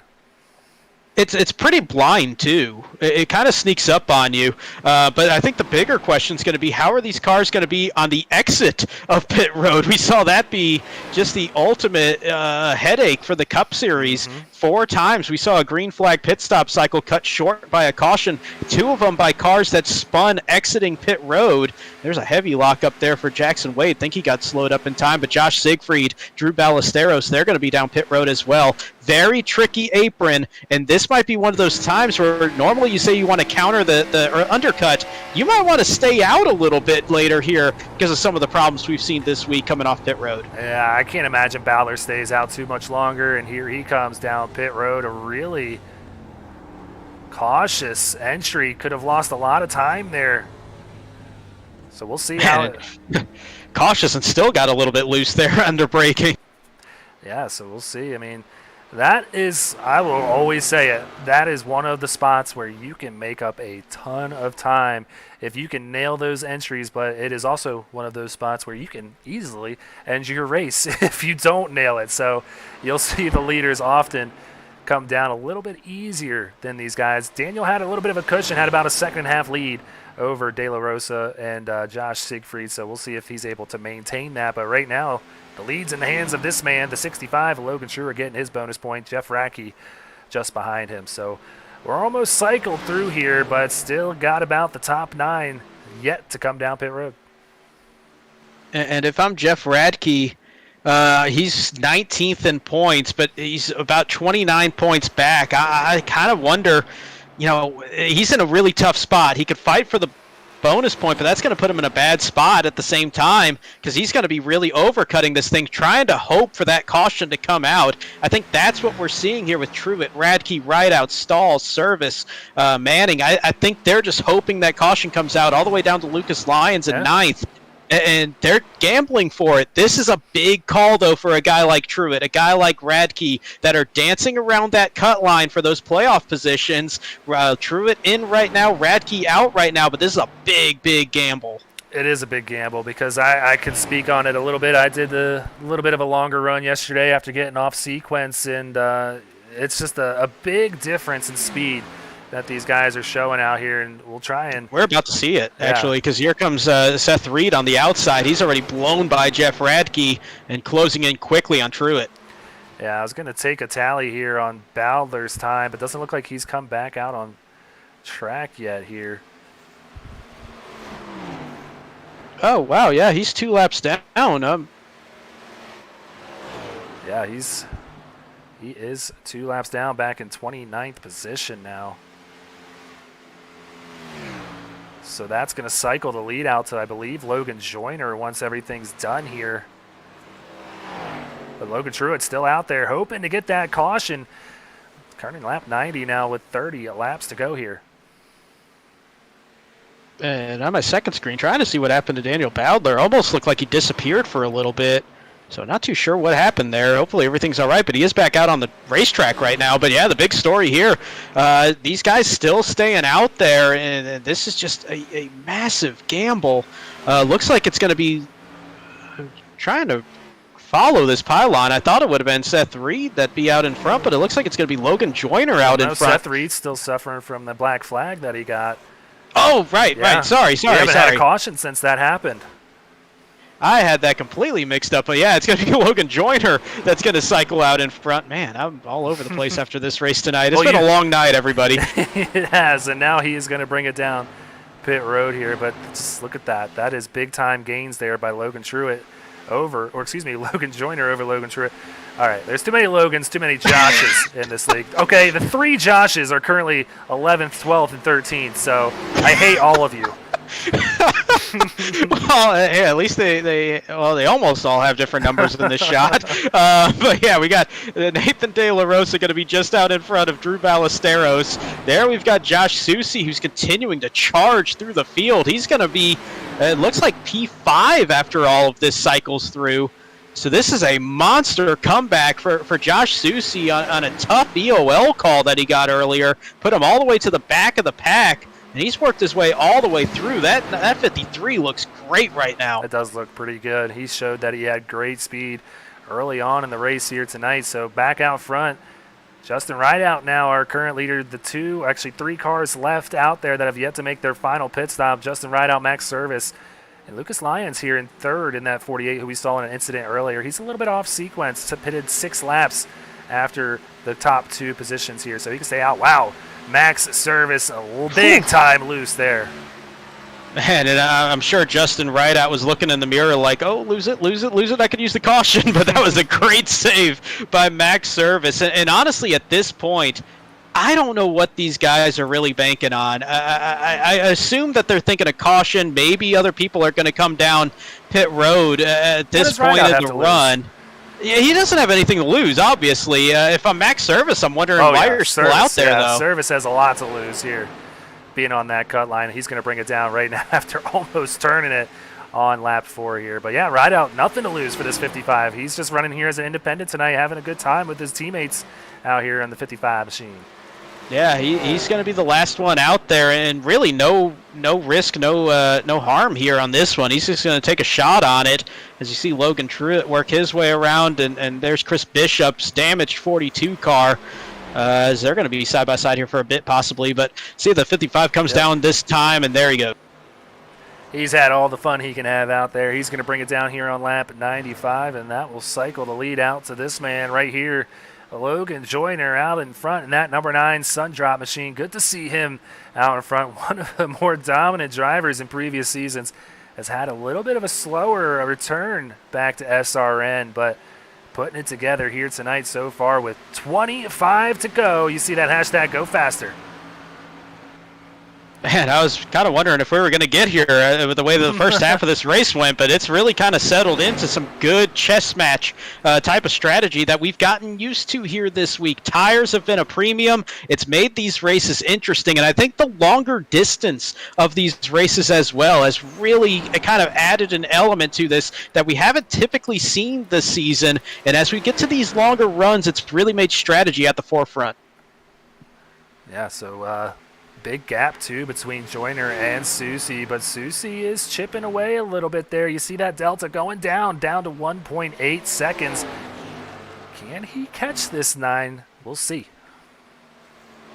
Going to be real interesting, and we saw it last night. You know, we had a couple guys that were really burning through the field trying to close the gap, but just pushed it a little bit too hard and weren't able to keep that pace up, and that, you know, Matt Greathouse had a great run. Oh, wow, nice save there, getting real loose off of turn 4. That's going to chop a little bit more time off there for Josh Susie's favor, but it's curious to see, is Logan Joyner going to be on that Matt Greathouse side where maybe he's saved enough tires here, been conservative enough, and might be able to play a little bit of defense, or is Josh Susie going to be able to hang on to this quick pace that he's had? There goes Jeff Radke by the 96 of Austin Reedy. That's 9 laps difference there on tires. Reedy pitting on lap 80, Radke pitting on 89, and that's the difference right there. So that is a big-time speed differential right there for the 8 over the 96. So Radke going to look ahead and see Jovi Ray now out in the front of his windshield, see if he can run him down.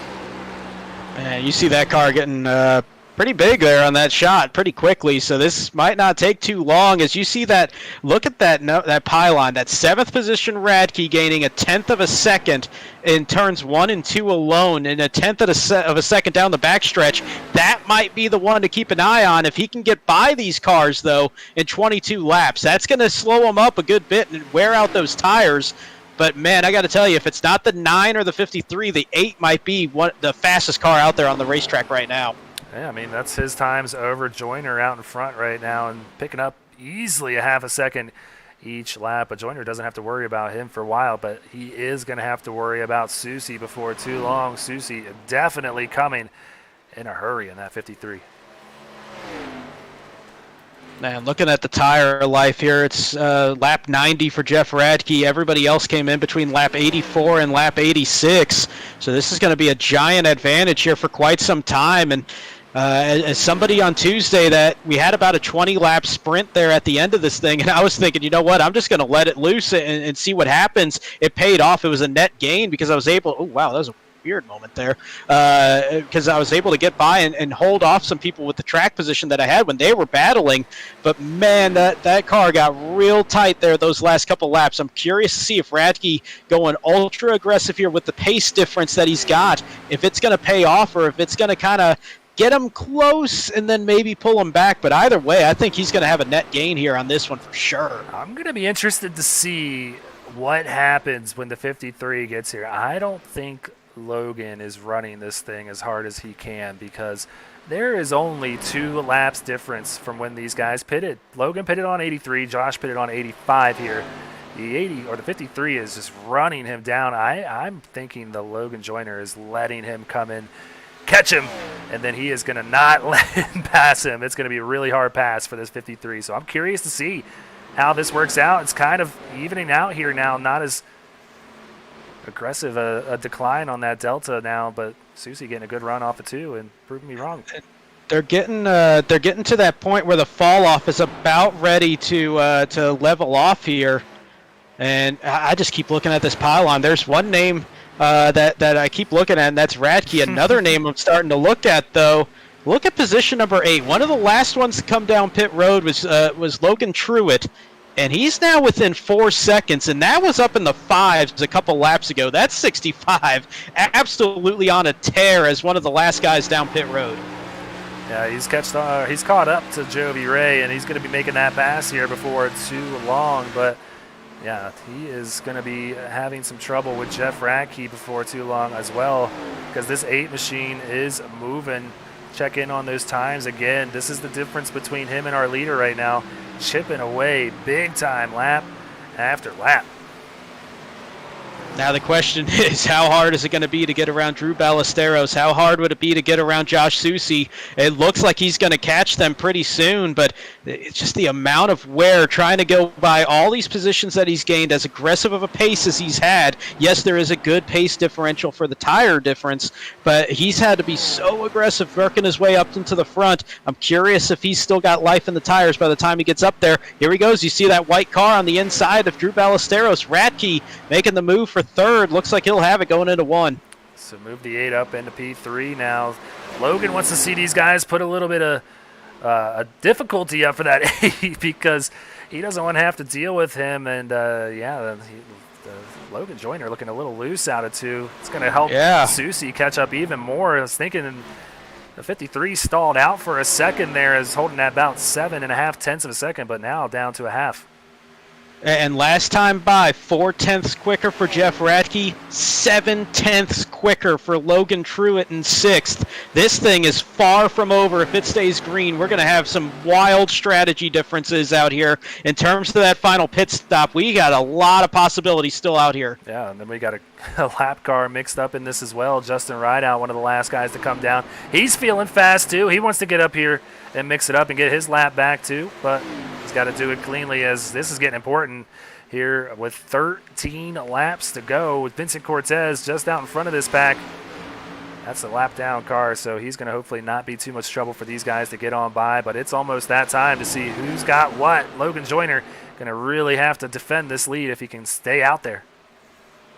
And, I don't know what you do if you're Logan Joyner here. You got a lapped car on fresh tires that's not a series regular, just kind of out there trying to have a good run out here, and he's just going to let him right by.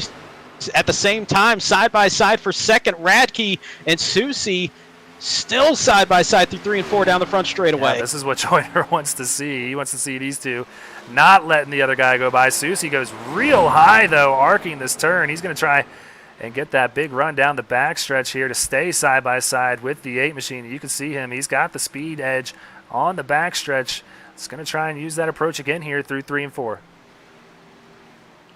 And while they continue to go side by side, Joyner still holding steady at about 6 tenths, 2/3 of a second. It is pulling Drew Ballesteros a little closer, but Logan Truitt in 5th now within a second and 2/3. He's closing the window and still running about 4 tenths of a second faster a lap. Radke trying to clear him here. Susie's not going to be able to contain, and yes, give that 2nd spot to Jeff Radke. So we'll see if he can run down Logan Joyner now out in front of this thing. Man alive, there's 3 different cars I'm looking at this point. Can Logan Joyner hang on? Can Jeff Radke get up there? Does he still have the tires here in these final 10 laps as hard as he's been having to run? And can Logan Truitt in 5th make his way up here at this point with the freshest tires of them all? We got 3 guys that are wide open possible, and that's not even looking at Josh Susi, who's still in the mix. Drew Ballesteros is there in 4th. We got 5 guys all within 2 seconds here, a second and a quarter here in the final 10 laps.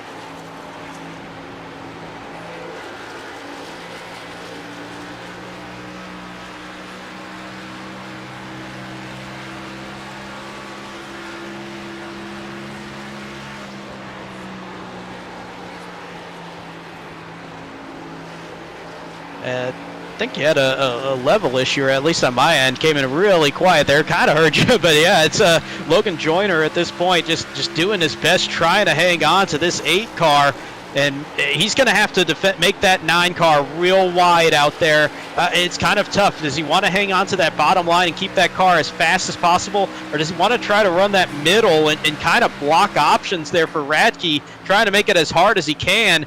8 laps to go. That 8 looking real good in that mirror, though. Yeah, why not pass him with 8 to go? He's going to go to the high side. It's a battle between the 9 and the 8 here, and I don't think it's going to be much of a battle for long. He gets a hell of a run off of 2, and Jeff Radke takes it to the lead. And now the question, look at the 4th car in line. Logan Truitt's made his way into the mix, now 0.8 of a second back. He's still got 3-lap fresher tires, and last time by, 0.15 of a second quicker. Yes. Okay.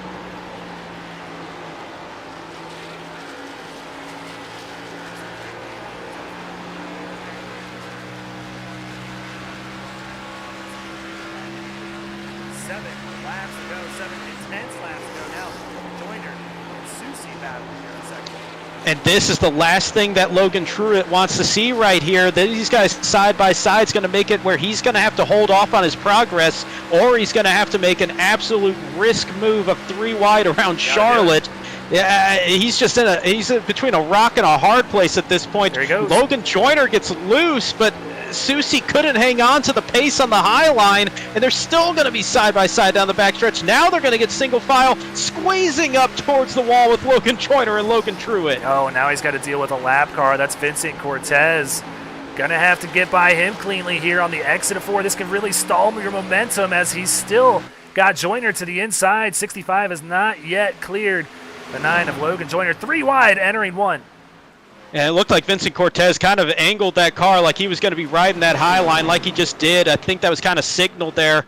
But it's going to still make it tough here. 5 laps to go. Logan Truitt trying to use that tire advantage, but he's having a hard time here through these 3rd and 2nd place cars. He does get around Logan Joyner, but now can he hold him off and also get past Josh Susi and still have enough time to use that tire difference to catch up to Jeff Radke, who's now pulled away by almost a second? Yeah, it's going to be hard pressed for the 65 to catch up to Jeff.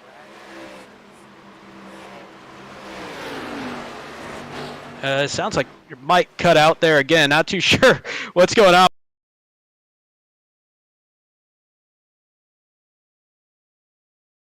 To close that door and get by Josh Susi. They're still about 1/10 of a second apart. That 65 getting real close, but I think he's starting to see the time might be running out as that 8 car continuing to hold about an 0.8 of a second lead over Josh Susi and Logan Truitt.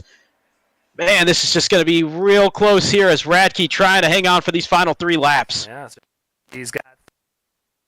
I don't know what's going on.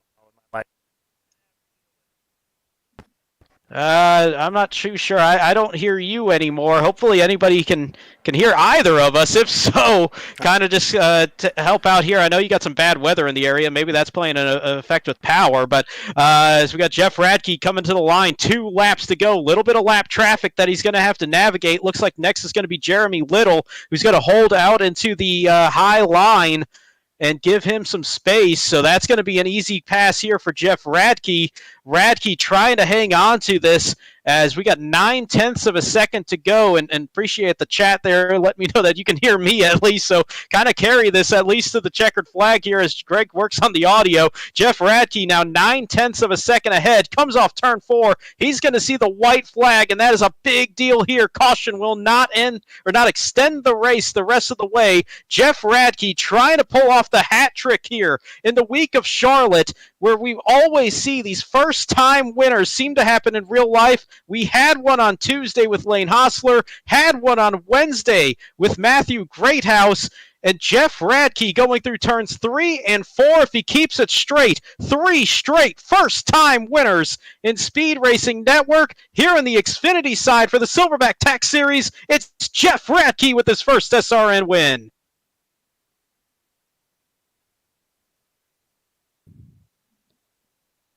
Josh Soucy's going to hold off Logan Truitt for the second and third positions. Logan Joyner will finish in fourth. Drew Ballesteros rounding out the top 5. But Jeff Radke, my goodness, what a play. We were questioning if the overcut was going to hold, if the undercut was going to be the right play, where that final pit stop came in. And on a week where strategy was at an ultimate premium, strategy call made all the difference there for Jeff Radke, who on those fresher tires just tore through the field and picks up his first checkered flag.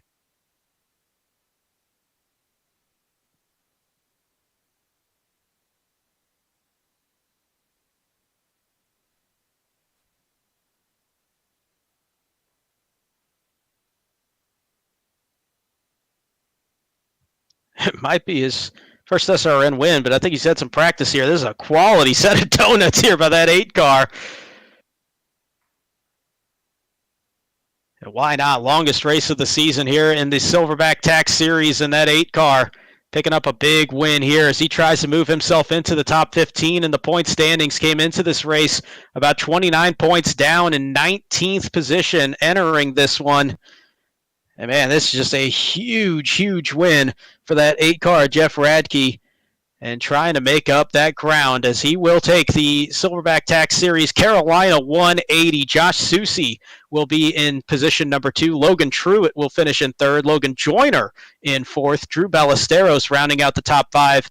Nathan De La Rosa, Josh Siegfried, Cole Martin on his birthday finishing in 8th. Adrian Schumacher and Jovi Ray round out the top 10. Position number 11 will be Jonathan Byer. Jackson Wade will finish in 12th as those two seem to be locked together the entire race. Max Service in 13th. Corey Stahl in 14th. Devin Zimmerman will finish in 15th. Joshua Balliette will be in 16th. Josh Marcy will finish 17th. Bo Tiffany will be in 18th.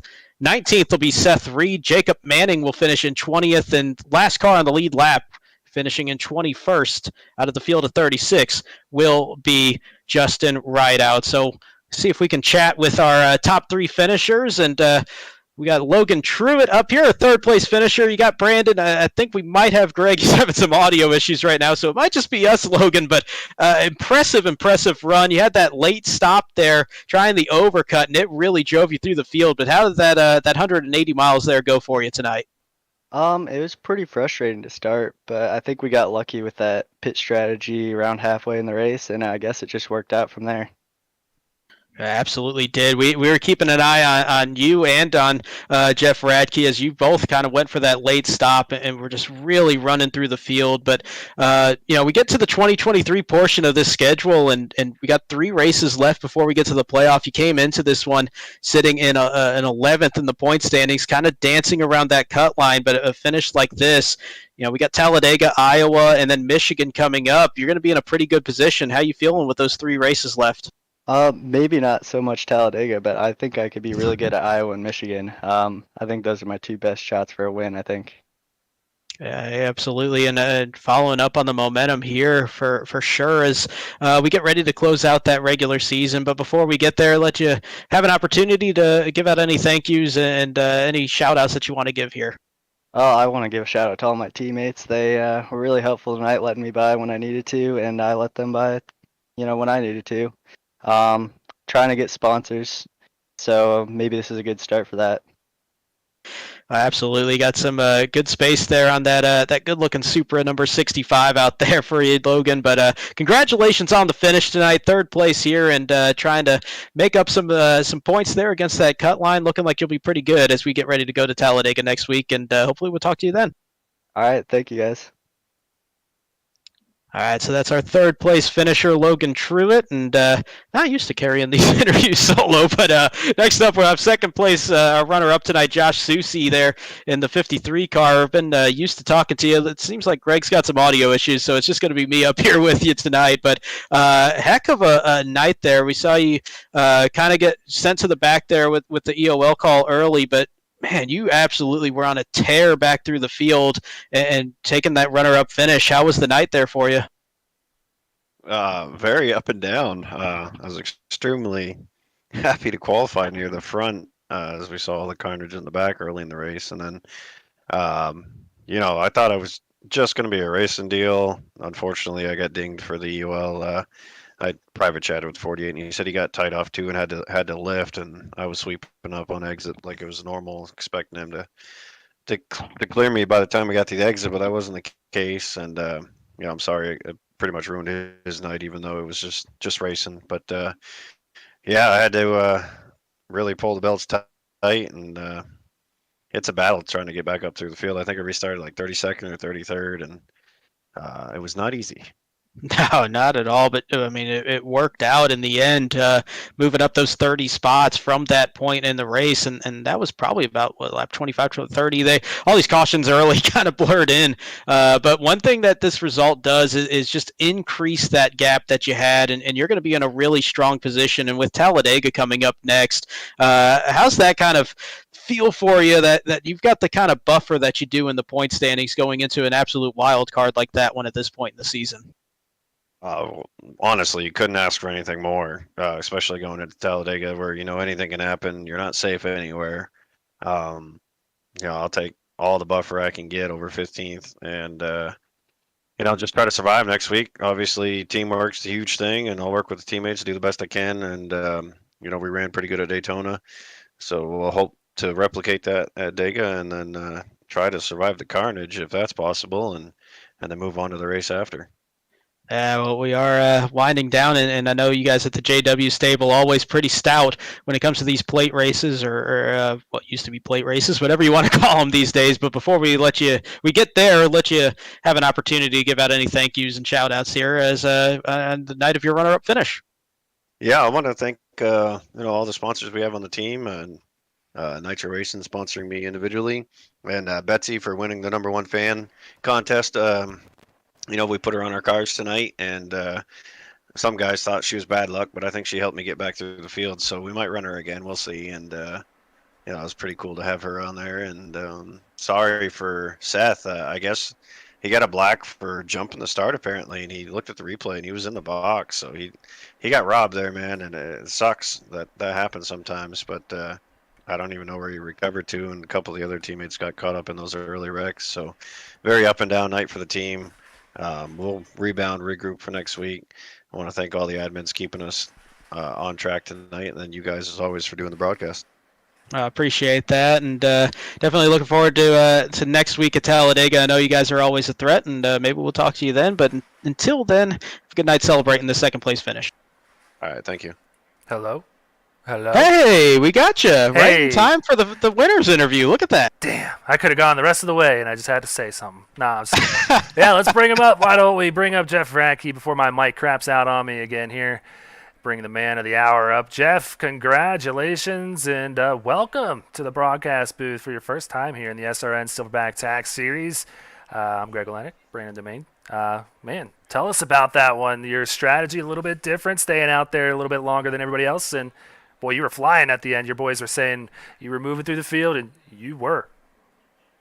Yeah, happy to be here. Didn't think I'd ever get the chance, but glad it was at Charlotte, home track. I don't know. I just worked on tire strategy, saving as much as I could. Seemed like after 10, 15 laps, I could start reeling guys in and passing them pretty easily. So I took tires every caution, I think, and it worked out to where that last green flag gave me a 30-lap run to the end. Oh, man, you sound way calmer than I would sound if I ever get the first win. That's some composure right there. But I kind of wanted to ask the bigger picture thing. You know, you came into this one just behind that cut line in 19th place, trying to move up into that top 15, and obviously we got Talladega next week, and that's a bit of a wild card. But either way, what does this win do for you momentum-wise in trying to continue to move your way back up that leaderboard and grab one of those 15 spots? It's a ton of momentum. Definitely a big monkey off my back. The first 3 or 4 races weren't that great. Got a lot of accidents and kind of hurt my confidence in the league. But I'm hoping if I can make the playoffs at least, maybe this win will help me get there. And then we can see what we can do then. Yeah, this will definitely help out that confidence for sure. Getting a big win for the Carolina 180. But, man, you're going to have a big one when we get out to Talladega next week. But before we do that, you got any friends, any family, any sponsors you want to give a quick shout out to before we let you go here? My team, Blackout Racing, Threat Level Midnight, my wife for letting me do this every week, and you guys for broadcasting. Well, man, we appreciate it. And from one Charlottean to another, man, a huge congratulations. Not an easy track to do it at by any means. So have a good night. Stay safe in this severe weather that we have. I'm glad you didn't lose internet connection with the weather we had rolling through here today. But, man, congrats on that first win, and go have fun celebrating with your boys. Thanks, guys. You have a good night. All right, Brandon. Yeah, I thought I could get away with just, letting you run this show all the way to the end, but I couldn't resist the first-time winner heading the broadcast booth, so I got the mic fixed, and I'm going to have to probably get a new one here. I think I got a bad wire, so not what you want here. I think it just had a long night. We just had a long night in general tonight. We had a long week, 630 miles of racing in Charlotte over the last 3 nights, 300 of them on the Cup side, 150 last night, 180 today. And, man, 3 first-time winners in SRN in each of those races, not just in the division that they're in, overall in SRN, 3 first-time winners. And it wouldn't be Charlotte without one of those. And, man, we kind of captured that essence pretty well here. Absolutely. So definitely come on back next week. Like we keep saying, the boys are going to be out at Talladega next week, but our next race in SRN will be the Cup Series, guys. Brandon, you're going out to Pocono. A very tricky triangle here. An exciting finish to it last year where it was a fuel mileage race where David Duke limped all the way and won it by a couple thousandths of a second, 9 thousandths if I remember correctly. Yeah, that was absolutely wild, and you saw a feel-good win there that night. See if anybody can kind of have that moment here next week, or if it's going to be one of the old favorites that grabs another one at Pocono. Really good for if you're good at a road course. You're typically good at Pocono, just kind of one of those weird ovals. But, man, that's going to be a pretty good grenade to throw into the point standings here as we close in on the playoff. Yeah, so definitely come on back, and the way you can do that is hitting that like button, hitting that subscribe button, and hitting that little bell so you know exactly when we go live. So have a great rest of the weekend. Stay safe out there. And as always, remember to go faster.